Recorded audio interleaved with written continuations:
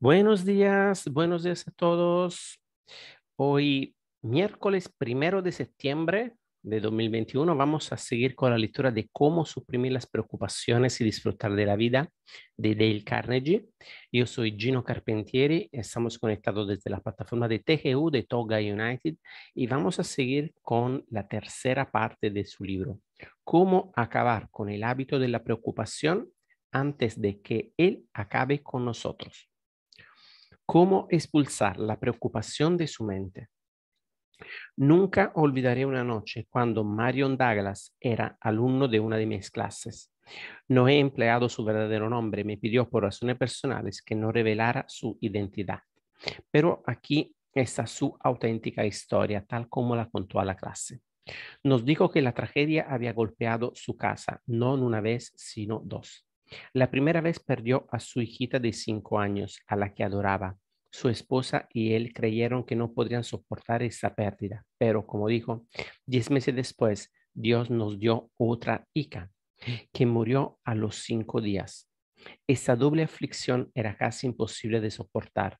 No podía aceptarlo, no podía dormir, ni comer, ni descansar o relajarme.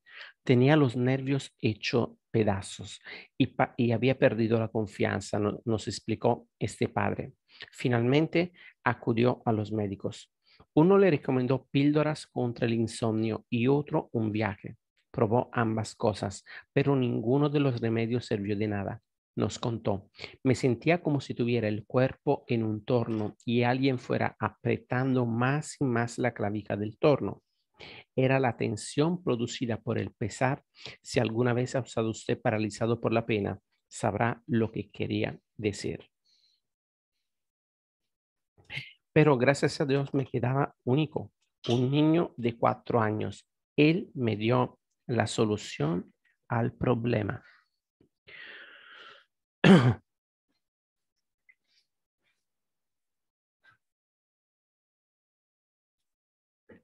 Perdona, una tarde mientras estaba sentado compadeciéndome de mí mismo, me pidió, papá, ¿quieres construirme un barco? No estaba de humor para construir un barco, en realidad, no estaba de humor para nada, pero mi hijo es muy tenaz y al final tuve que ceder. Construir aquel juguete me llevó 3 horas, pero cuando terminé el trabajo comprendí que aquellas 3 horas pasadas construyendo el barco habían sido las primeras 3 horas de descanso y paz mental que había tenido hace meses. Ese descubrimiento me sacó de mi letargo y me hizo pensar un poco. En realidad, era la primera vez que reflexionara en serio desde hace meses. Me di cuenta que es difícil preocuparse mientras está haciendo algo que exige pensar y planificar. En mi caso, construir la barca había eliminado la preocupación. Por eso decidí mantenerme ocupado. A la noche siguiente fui de habitación en habitación formando una lista de cosas que debía hacer. Un montón de objetos necesitaban repararse: estanterías, escalones, contraventanas, persianas, manijas, cerraduras, grifos que goteaban. Aunque parezca asombroso, en 2 semanas hice una lista de 242 objetos de los que había que ocuparse. Durante los últimos 2 años he completado la mayoría de esas tareas. Además, he llenado mi vida de actividades estimulantes. 2 noches a la semana asisto a las clases para adultos en Nueva York. Participo en actividades cívicas en mi ciudad y ahora soy presidente de la Junta Escolar. Asisto a docenas de reuniones, ayudo a recoger dinero para la Cruz Rojas y otras actividades. Estoy tan ocupado que no me queda tiempo para preocuparme. No hay tiempo para preocuparse. Eso es exactamente lo que dijo Winston Churchill cuando trabajaba 18 horas diarias en plena guerra. Cuando le preguntaron si no le preocupaban sus tremendas responsabilidades, dijo, estoy demasiado ocupado, no tengo tiempo para preocuparme. Charles Kettering se hallaba en el mismo estado de ánimo. Un momento solo. Charles Kettering se hallaba en el mismo estado de ánimo cuando se puso manos a la obra para inventar el arranque automático para automóviles. Hasta que se retiró, Kettering había sido vicepresidente de la General Motors, a cargo de la mundialmente famosa General Motors Research Corporation. pero en aquel momento era tan pobre que tenía que utilizar el pajar de un establo como laboratorio. Para comprar comida tuvo que gastar $1,500 que su esposa había ganado dando lecciones de piano. Después tuvo que pedir prestados $500 con la garantía de su seguro de vida. Le pregunté a su esposa si no estaba preocupada en aquella época y me respondió, sí, yo estaba preocupada y no podía dormir, pero Catherine no lo estaba. Estaba demasiado absorto en su trabajo para preocuparse. El gran hombre de ciencia, Pasteur, habló de la paz de las bibliotecas y los laboratorios. ¿Por qué se encuentra la paz en esos lugares? Porque las personas que están en bibliotecas y laboratorios están por lo general demasiado absortos en su tarea para preocuparse. Los investigadores rara vez padecen depresiones nerviosas, no pueden permitirse esos lujos. ¿Por qué una cosa tan sencilla como mantenerse ocupado elimina la ansiedad? Debido a una ley de las leyes más fundamentales nunca reveladas por la psicología. Y esa ley dice que es totalmente imposible para cualquier ser humano, por brillante que sea, pensar en más de una cosa a la vez. ¿Usted no lo cree? Muy bien, hagamos un pequeño experimento. Supongamos que usted se reclina hacia atrás, cierra los ojos e intenta en el mismo instante pensar en el estado de la libertad y en lo que piensa hacer mañana por la mañana. Venga, adelante, inténtelo. Habrá comprobado, ¿verdad?, que puede concentrarse en cada idea sucesivamente, pero nunca en las dos simultáneamente. Bien, lo mismo sucede en el campo de las emociones. No es posible que nos sintamos animados y entusiasmados pensando en hacer algo interesante y sumido en la preocupación al mismo tiempo. Una de las emociones expulsa a las otras y fue ese sencillo descubrimiento lo que permitió que los psicólogos del ejército hicieran milagros durante la Segunda Guerra Mundial.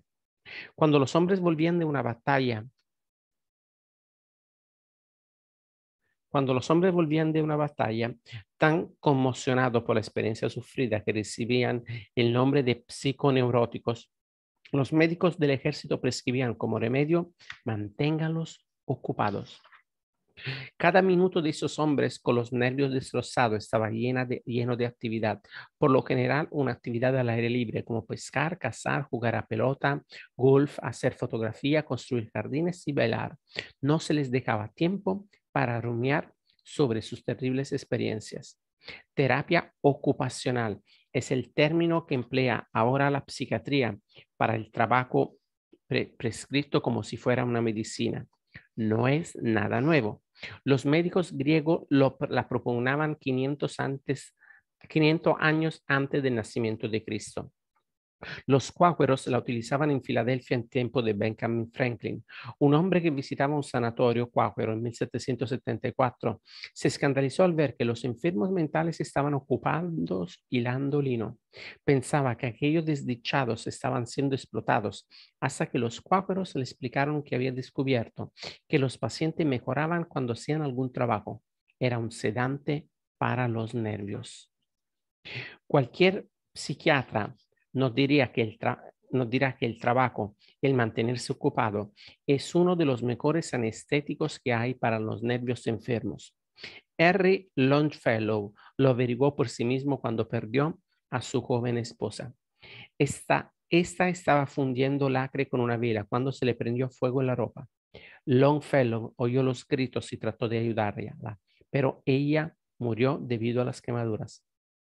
Durante algún tiempo, Longfellow estaba tan torturado por el recuerdo de la terrible experiencia que casi enloqueció, pero, por fortuna para él, sus 3 hijos pequeños necesitaban su atención. Pese a su propio dolor, tuvo que ser a la vez padre y madre para sus hijos. Los llevaba de paseo, les contaba historia, jugaba con ellos e inmortalizó su camaradería en su poema, La hora de los niños. También tradujo a Dante y todas esas obligaciones lo mantuvieron tan ocupado que se olvidó por completo de sí mismo y recuperó la paz mental. Como declaró Tennyson al perder a su más íntimo amigo Arthur Allan, debo perderme en la acción para no marchitarme en la desesperación. La mayoría de nosotros nos perdemos fácilmente en la acción cuando estamos al pie del cañón y realizamos el trabajo cotidiano. Pero son las horas de descanso las verdaderamente peligrosas. Precisamente cuando podemos disfrutar libremente de nuestros ocios y ser más felices, llega también el momento en que nos atacan los diablos de la preocupación. Ese es el momento en que nos preguntamos si estamos haciendo algo de provecho en la vida, si no estamos dando vuelta a la noria, si el jefe quería insinuar algo con el comentario que nos había hecho o si estamos perdiendo nuestro atractivo sexual. Cuando no estamos ocupados, nuestra mente tiende a convertirse casi en un vacío. Todo estudiante de física sabe que la naturaleza abomina del vacío. Lo más próximo a un vacío que usted y yo es probable que veamos es el interior de una bombilla eléctrica. Rompa esa bombilla y la naturaleza hace que el aire llene el espacio teóricamente vacío. La naturaleza también se apresura a llenar una mente vacía. ¿Con qué? Por lo general con emociones. ¿Por qué? Porque las emociones de preocupación, miedo, odio, celos y envidia son impulsadas por el vigor primigenio y la energía dinámica de la jungla. Esas emociones son tan violentas que tienden a expulsar de nuestra mente cualquier pensamiento y emoción pacíficos y feliz. James Mercer, profesor de Teacher College de Columbia, lo expresa muy bien cuando dice, es más fácil que la preocupación se apodere de nosotros hasta convertirnos en guiñapos, no cuando estamos en acción, sino cuando hemos acabado las tareas del día. La imaginación puede desbocarse entonces y sacar a relucir toda suerte de posibilidades ridículas y magnificar cada pequeño error. En momento así, nuestra mente es como un motor que funciona sin carga, se acelera y amenaza con quemarse o incluso corromperse en pedazos. El remedio contra la preocupación es estar todo el tiempo ocupado haciendo algo constructivo. Pero no hace falta ser un profesor universitario para comprender esa verdad y ponerla en práctica.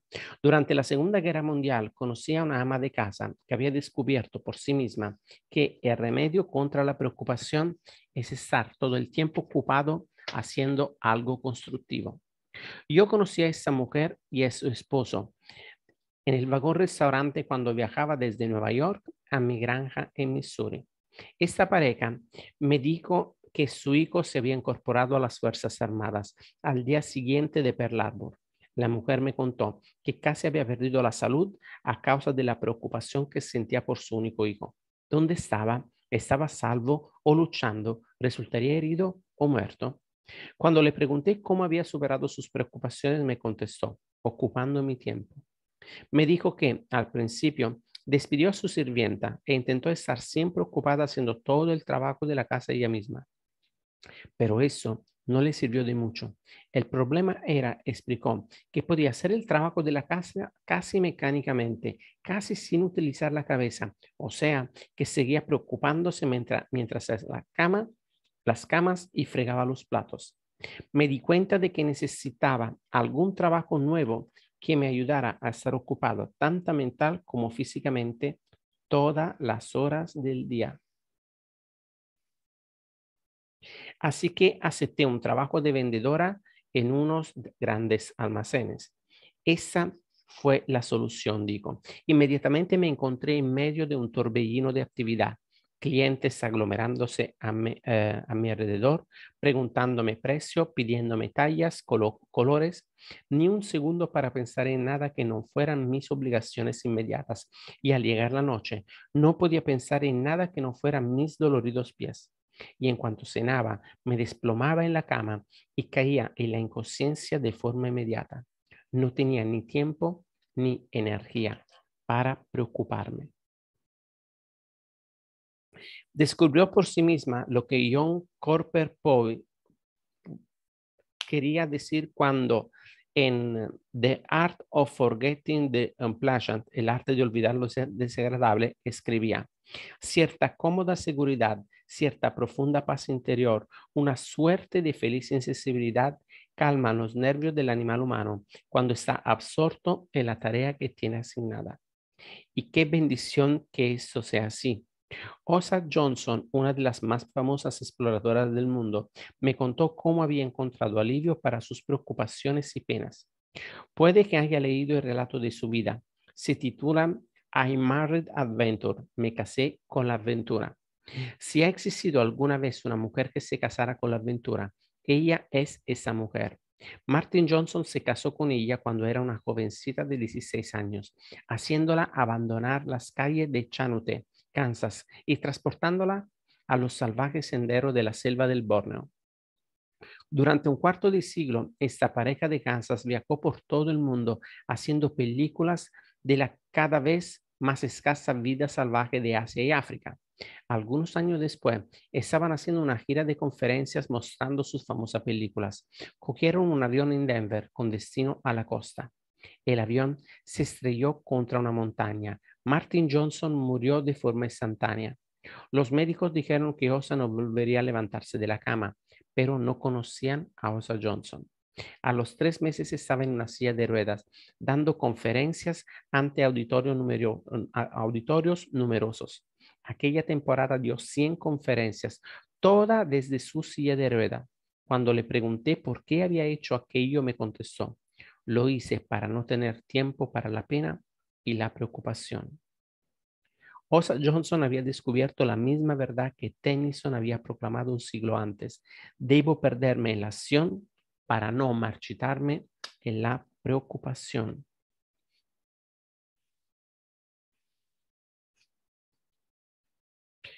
El almirante Byrd descubrió la misma verdad cuando vivió completamente solo durante 5 meses en una choza literalmente sepultada en los hielos que cubren el Polo Sur. Un casquete de hielo que guarda los más viejos secretos de la naturaleza. Un casquete de hielo que cubre un continente desconocido de mayor extensión que los Estados Unidos y Europa juntos. El almirante Byrd pasó allí 5 meses en absoluta soledad. No había ningún otro ser vivo en un radio de 150 kilómetros. El frío era tan intenso que podía oír cómo el aliento se le helaba y cristalizaba cuando el viento lo llevaba hacia sus oídos. En su libro, Solo, el almirante Byrd nos relata esos 5 meses que pasó en aquella oscuridad desconcertante y sobrecogedora. Los días y las noches eran negros por igual. Tenía que mantenerse ocupado para no volverse loco. Cada noche, antes de apagar la linterna, dice, adopté la costumbre de establecer un horario para el trabajo del día siguiente. Se trataba de asignarme una hora, digamos, para el túnel de escape, media hora para nivelar los montones de nieve, una hora para colocar bien los bidones de combustibles, una hora excavar estantes en la pared del túnel de la comida y 2 horas a reponer un puente roto del trineo. Fue maravilloso, dice, poder distribuir así el tiempo. Me aportó una extraordinaria sensación de dominio de mí mismo. Sin esto, o un equivalente, añade, los días no habrían tenido finalidad y sin finalidad habrían terminado como esa clase de días terminan siempre, en la desintegración. Observe de nuevo eso último. Sin finalidad habrían terminado como esa clase de días terminan siempre en la desintegración. Si usted y yo estamos preocupados, recordemos que podemos utilizar el viejo y buen trabajo como medicina. Eso lo digo nada menos que una autoridad como el fallecido doctor Richard Cabot, que fue profesor de medicina clínica en Harvard. En su libro ¿De qué viven los hombres?, el doctor Cabot dice, como médico, he tenido la felicidad de ver cómo el trabajo curaba a muchas personas que padecían de parálisis temblorosa del alma como consecuencia de dudas, vacilaciones y miedos avasalladores.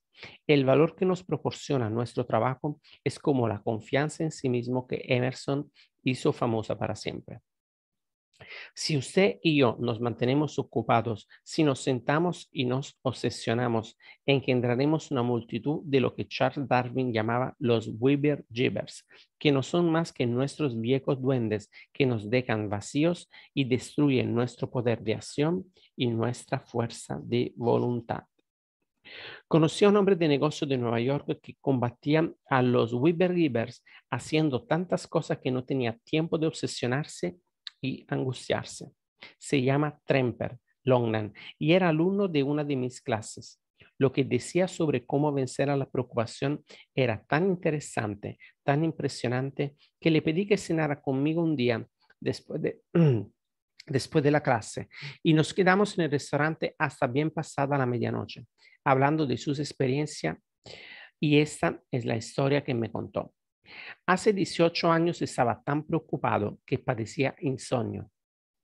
Estaba tenso, irritado e inquieto. Sentía que iba de cabeza a un colapso nervioso.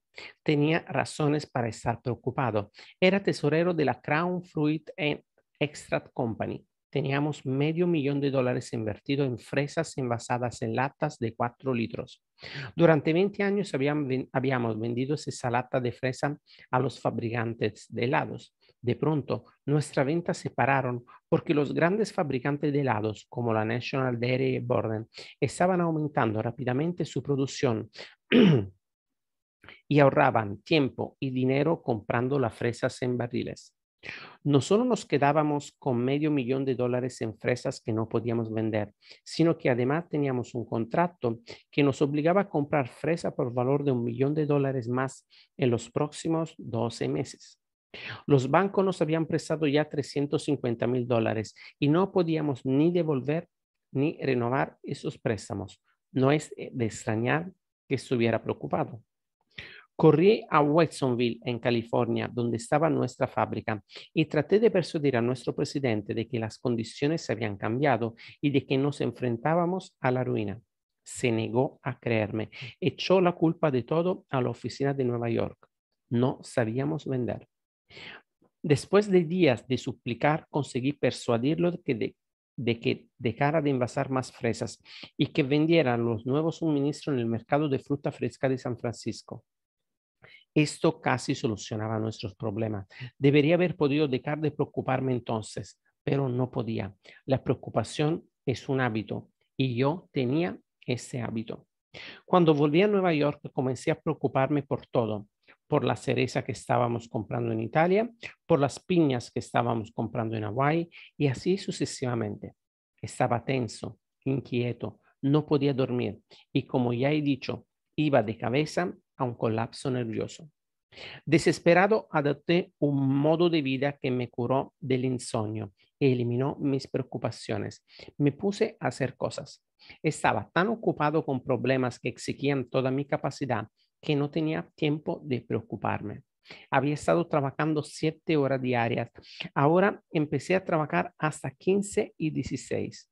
Iba a las oficinas a las 8 de la mañana y permanecía ahí casi hasta la medianoche. Asumí nuevos deberes, nuevas responsabilidades. Cuando llegaba a casa a medianoche, estaba tan agotado que caía en la cama y me dormía en segundos. Mantuve este programa durante 3 meses. Transcurrido este tiempo, había roto el hábito de preocuparme, por lo cual volví a mi trabajo normal de 7 u 8 horas diarias. Esto ocurrió hace 18 años. Desde entonces no he vuelto a padecer insomnios ni preocupaciones. George Bernard Shaw tenía razón. Lo resumió todo cuando dijo: el secreto de sentirse desdichado reside en tener el tiempo libre para preocuparse de si uno es feliz o no. No se preocupe en pensar sobre ello. Arremángase y ponga manos a la obra. La sangre le empezará a circular. El cerebro le empezará a funcionar y muy pronto todo ese positivo aumento de vida en su cuerpo expulsará a la preocupación de su cabeza. Ocúpese, manténgase ocupado. Es la medicina más barata que hay en el mundo y una de las mejores. Para romper el hábito de la preocupación, y aquí la regla número 1, manténgase ocupado. La persona preocupada debe perderse en la acción para no marchitarse en la desintegración. Muy bien, amigo, lo vamos a dejar aquí para mañana pasar a la parte número 7. No nos dejemos vencer por las sabandijas. Así que gracias por haberme acompañado el día de hoy. Le deseo un miércoles impresionante y nos vemos mañana para volver a la lectura de este libro. Un abrazo fuerte y nos vemos mañana. Chao, chao.